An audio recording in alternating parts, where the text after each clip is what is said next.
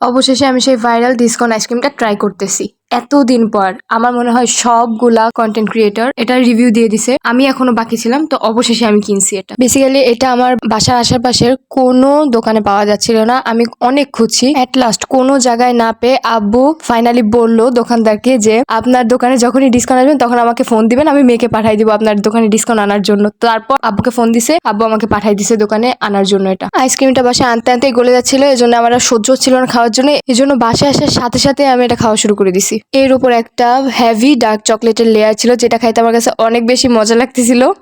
এই জন্য এটা আমি আইসক্রিম থেকে আলাদা করে খুলছি, তারপর খাইছি। আর ভিতরে আইসক্রিমটা রিচ কফি ফ্লেভারের ছিল, যেটা আমার কাছে অনেক বেশি ভালো লাগছে। আর আইসক্রিম খাওয়া শেষে নিচে যে হট চকলেটটা ছিল ওইটা আমার কাছে ক্যারামেলের টেস্টের লাগছে, ভালো লাগছে অনেক বেশি। আর কোন আইসক্রিমের বিশিষ্ট একটা পার্ট, লাস্টের পার্টটা, ওটা সবারই ফেভারিট। আর ফার্স্টে যে উপরে ডার্ক চকলেটের লেয়ারটা ছিল ওইটা আমি সরাই রাখছিলাম। তো পার্সোনালি বলতে গেলে আমার কাছে আইসক্রিমটা অনেক বেশি ভালো লাগছে।